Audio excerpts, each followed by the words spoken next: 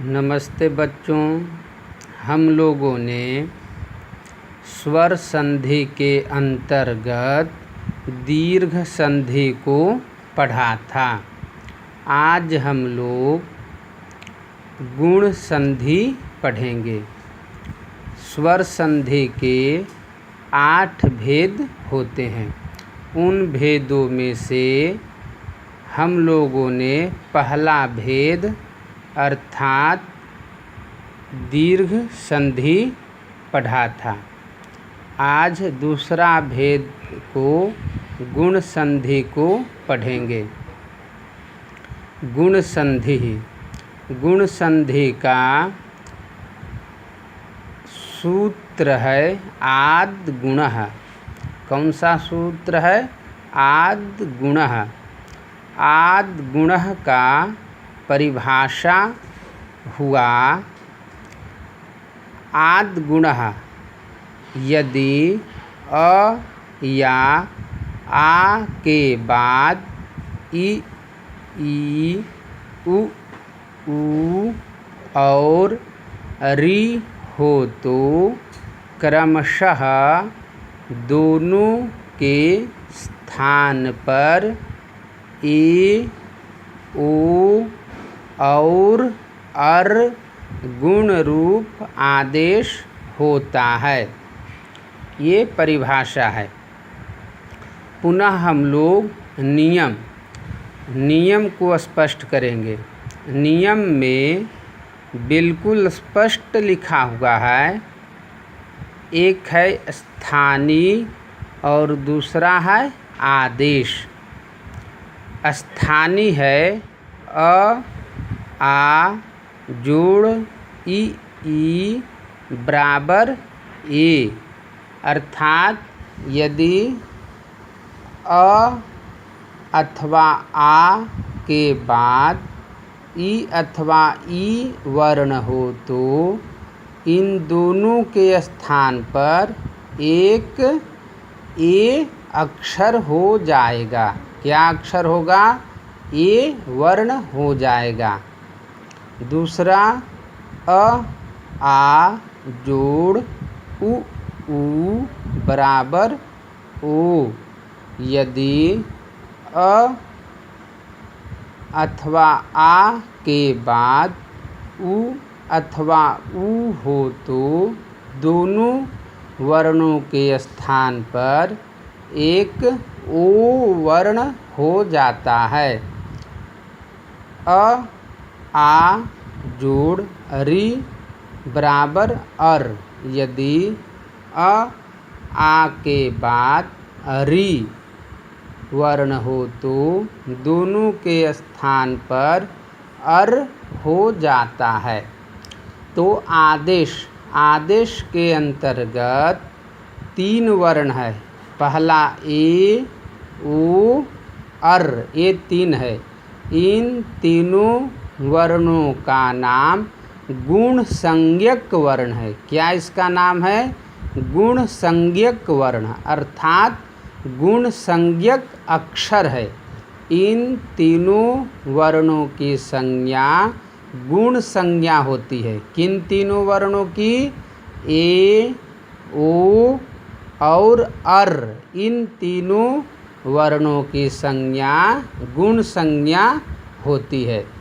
ए किन 2 अक्षरों के स्थान पर होगा? अ, आ अथवा ई, इन दोनों वर्णों के स्थान पर ए वर्ण हो जाएगा। हम संधि के अंतर्गत 2 वर्णों के स्थान पर एक कोई नया वर्ण आदेश होता है। इसी को हम संधि कहते हैं। कोई एक नया वर्ण हो रहा है। इससे पूर्व भी हम लोगों ने दीर्घ संधि को पढ़ा था। तो उन संधि में भी 2 अक्षर मिलकर एक अक्षर हो जा रहा था। पुनः हम लोग उदाहरण के द्वारा स्पष्ट करेंगे। जैसे उदाहरण है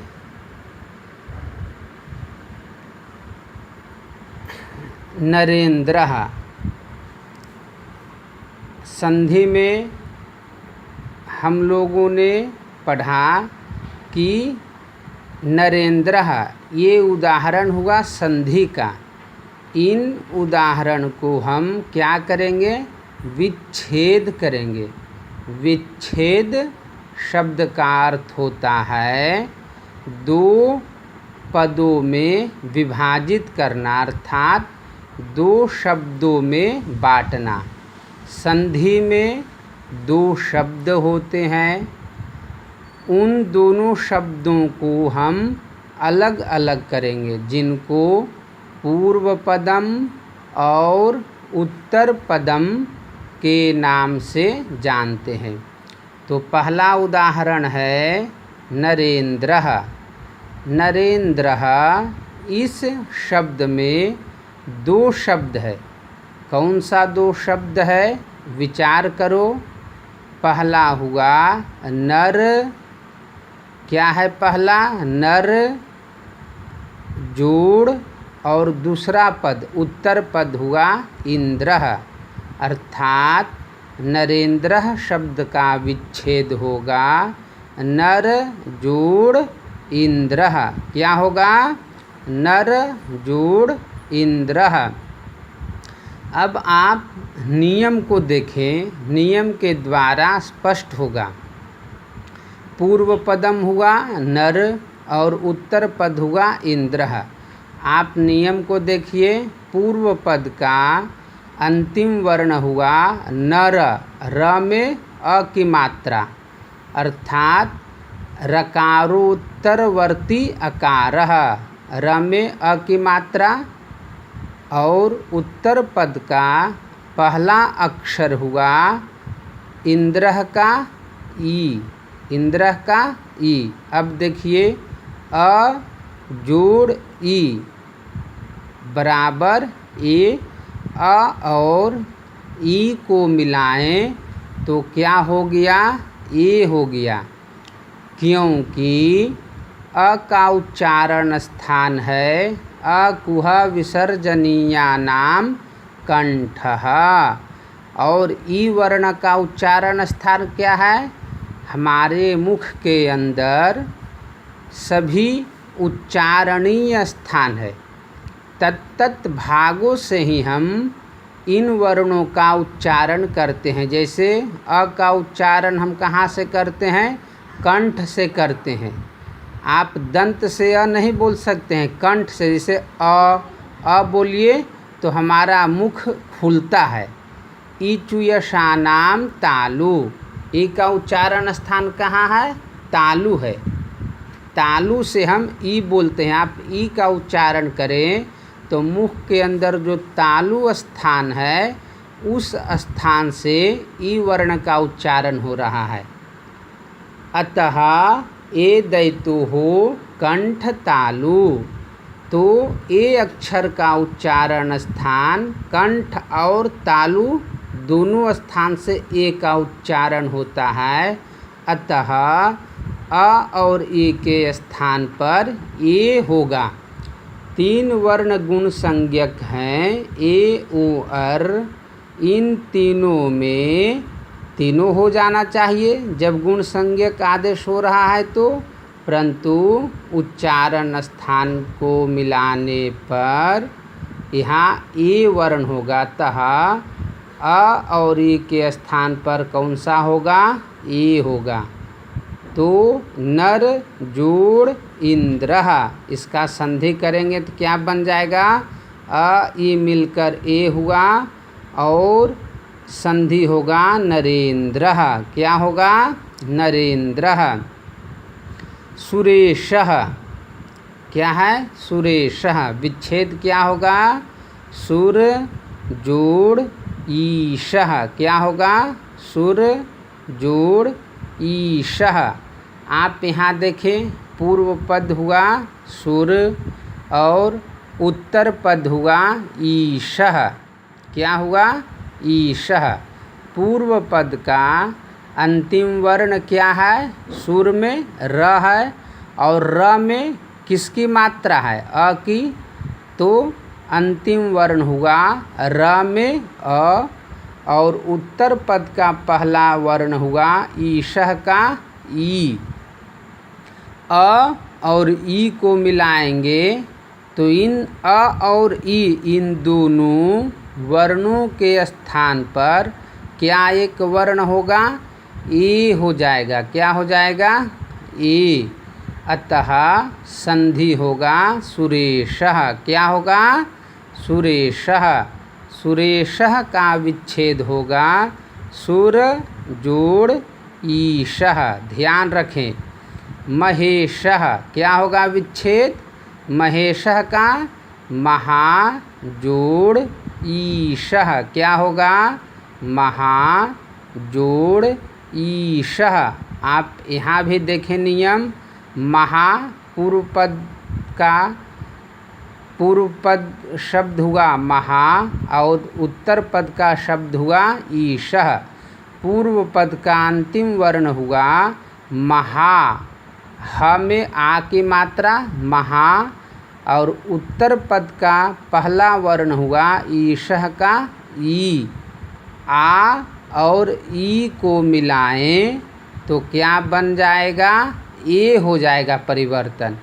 आ और ई दोनों मिलकर ए हो जाएगा। अतः संधि होगा महेशः। क्या होगा? महेशः। और महेशः का विच्छेद होगा महा जोड़ ईशः। गणेशः। गणेशः का विच्छेद होगा गण जोड़ ईशः। क्या होगा? गण जोड़ ईशः। अब देखो पूर्व पद का शब्द है गण और उत्तर पद का शब्द है ईशः। पूर्व पद का अंतिम वर्ण हुआ गण। न में अ की मात्रा और उत्तर पद का पहला वर्ण हुआ ईशः का ई। अ और ई मिलाएं तो क्या बनेगा? ए। अर्थात अ और ई इन दोनों वर्णों के स्थान पर ए हो जाएगा। अतः संधि होगा गणेशः। क्या होगा? गणेशः। मैं इसलिए 2 बार उच्चारण कर रहा हूँ कि आप लोगों को समझ में आए।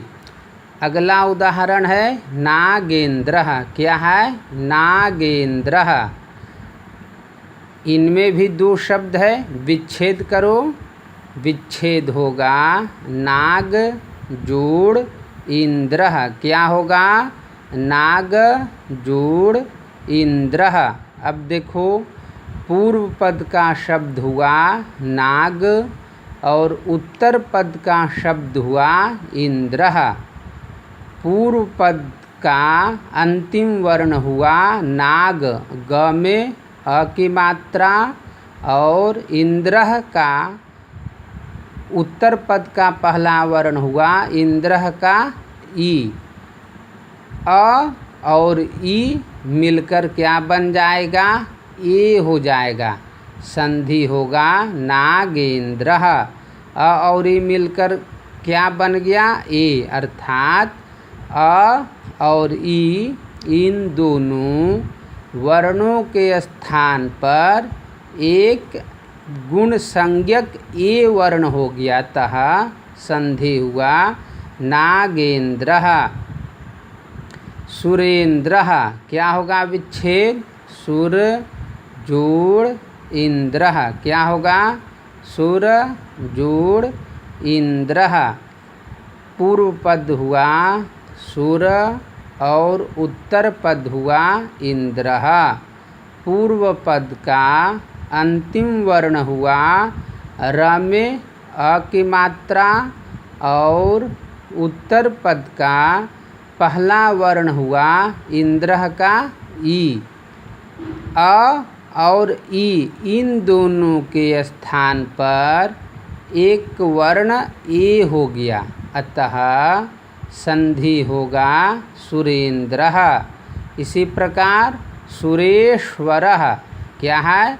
सुरेश्वरः। विच्छेद होगा सुर जोड़ ईश्वरः, क्या होगा विच्छेद, सुर जोड़ ईश्वरः। पूर्व पद हुआ सुर और उत्तर पद हुआ ईश्वरः।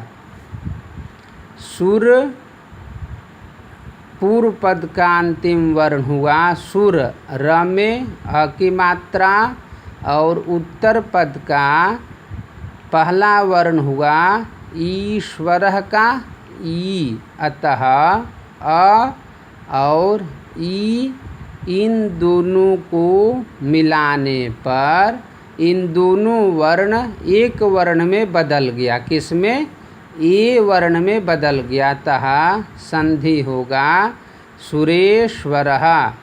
धन्यवादः। पुनर्मिलामः। जयतु संस्कृतं, जयतु भारतं, जयतु DAV।